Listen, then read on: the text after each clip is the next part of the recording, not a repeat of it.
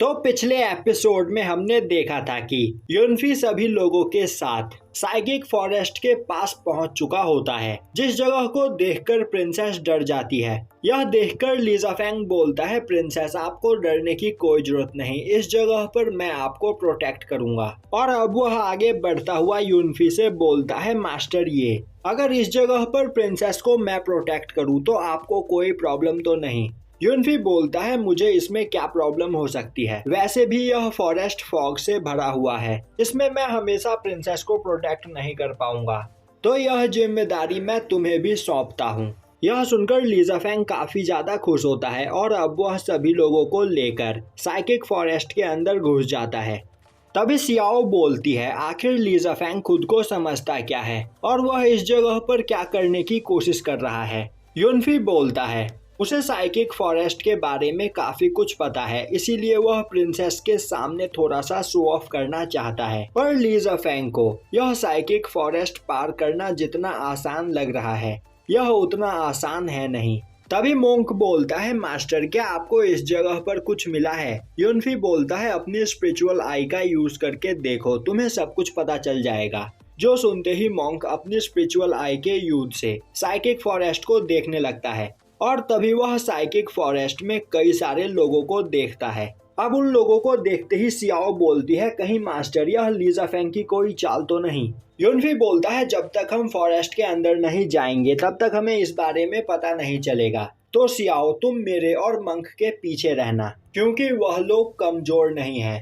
अब वह सभी लोग भी फॉरेस्ट के अंदर घुसते हैं। दूसरी ओर लीजा फेंग सभी लोगों को लेकर फॉरेस्ट से बाहर की ओर निकल रहा होता है। तभी प्रिंसेस बोलती है, उसे यहाँ पर नींद सी आ रही है। जो सुनते ही लीजा फेंग सभी को अपनी सांसें रोककर रखने के लिए बोलता है, क्योंकि यह किसी पॉइजनस गैस की वजह से भी हो सकता है। दूसरी ओर वह सभी लोग पेड़ के ऊपर से लीजा फेंग और उसके साथियों को देखकर बोल रहे होते हैं, आखिर अचानक इतने सारे लोग यहाँ पर क्या कर रहे हैं? अगर अभी हमने इन्हें नहीं रोका तो इन लोगों को हमारे सीक्रेट के बारे में पता चल जाएगा, तो अब हमें इन सभी लोगों को मारना होगा। यह बोलते हुए वह लोग वहां पर एक धुन बजाने लगते हैं, जिससे कई सारे पॉइजनस स्कॉर्पियो लीजा फेंग और उसके साथियों पर अटैक कर देते हैं। अब शाओ सान और बाकी सभी लोग उन स्कॉर्पियोज से फाइट करने लगते हैं, पर वह सभी स्कॉर्पियोज काफी खतरनाक पॉइजन अटैक कर रहे होते हैं, जिससे सभी की हालत खराब होने लगती है। अब वह सभी स्कॉर्पियोज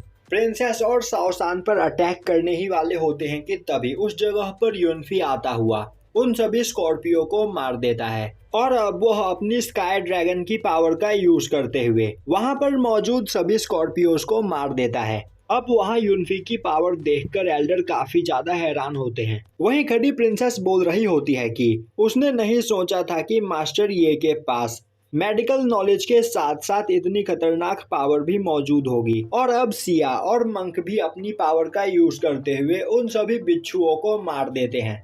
अब वहां पर प्रिंसेस युनफी को थैंक्स करती है। तभी शाओ सान उस जगह पर आता हुआ बोलता है, सिस्टर क्या मैंने आपको बताया नहीं कि मास्टर ये एक डिवाइन अल्केमिस्ट के साथ साथ काफी पावरफुल वॉरियर भी है, तो अगर हम मास्टर ये के साथ रहेंगे तो हमें यहाँ पर कोई भी खतरा नहीं होगा। अब उस जगह पर युनफी से डरकर सभी बिच्छू उन अल्केमिस्ट की ओर चले जाते हैं, जो युनफी का पीछा कर रहे होते हैं। अब इतने सारे स्कॉर्पियो को देखकर वह सभी अल्केमिस्ट डर जाते हैं और बोलने लगते हैं कि यहाँ पर हम लोग ज्यादा देर तक सरवाइव नहीं कर पाएंगे, तो हमें भी मास्टर ये के पास चलना चाहिए। दूसरा अल्केमिस्ट बोलता है, पर हम इन स्कॉर्पियो से बचकर वहां तक पहुंचेंगे कैसे? यह सुनते ही तीसरा अल्केमिस्ट बोलता है, मेरे पास कुछ थंडर फायरबॉल मौजूद है। और अब वह उन थंडर फायरबॉल का यूज करते हुए उन सभी स्कॉर्पियोज को मारता हुआ युनफी की ओर भागने लगता है और अब वह सभी लोग युनफी के पास पहुंच जाते हैं। तभी शाओ सान बोलता है, आखिर इस जगह पर इतने पॉइजनस स्कॉर्पियो कहां से आए? वह अल्केमिस्ट बोलता है, लीजा फेंग तुमने पहले हमें इस बारे में कुछ भी नहीं बताया था। लीजा फेंग बोलता है, मैं 3 साल पहले यहाँ पर आया था और तब इस जगह पर एक भी स्कॉर्पियो नहीं था। यह सुनकर एल्डर बोलते हैं, तो सिचुएशन 3 साल पहले से अब तक बहुत ज्यादा चेंज हो गई होगी और यहाँ पर पहले से भी ज्यादा खतरनाक मॉन्स्टर्स मौजूद होंगे, तो हम सभी लोगों को एक साथ मिलकर काम करना होगा। वहीं पेड़ पर खड़े वह लोग बोल रहे होते हैं, इन्होंने सभी स्कॉर्पियोस को मार दिया तो यह लोग कमजोर नहीं, पर हम इन्हें इस जंगल से जिंदा वापस नहीं जाने देंगे। और अब वह दोबारा से एक धुन बजाते हैं जिससे वहाँ चारों ओर कई सारी बटरफ्लाईज आ जाती है। अब उन्हें देखते ही वह अल्केमिस्ट बोलने लगते हैं यह भी कोई डीमन है, और वह उन पर अटैक करके उन्हें मारने लगते हैं। पर उन बटरफ्लाईज के मरते ही हवा में चारों ओर पॉइजन फैल जाता है और अब वहाँ पर सभी लोगों को चक्कर आने लगते हैं, जिसके बाद कई सारे बिच्छू और सांप दोबारा से उन पर अटैक करने के लिए आगे बढ़ते हैं। अब वहाँ पर सभी लोग चिल्लाने लगते हैं और उनके चिल्लाने की आवाज सुनकर साइकिक फॉरेस्ट के बाहर मौजूद 2 सर वाला पाइथन उन लोगों के पास आ जाता है। अब उसे देखते ही प्रिंसेस उस पर अटैक करने की कोशिश करती है, पर वह पाइथन डुआन युआन रैलम पर होता है और प्रिंसेस को काफी आसानी से पीछे फेंक देता है। अब प्रिंसेस को खतरे में देखकर एल्डर उस पाइथन पर अटैक करने के लिए आगे बढ़ते हैं, पर वह पाइथन काफी आसानी से एल्डर को भी घायल कर देता है, जिसके बाद वह यूनफी पर अटैक करने के लिए आगे बढ़ता है। तभी मंक बीच में आते हुए उस पाइथन पर अटैक कर देता है।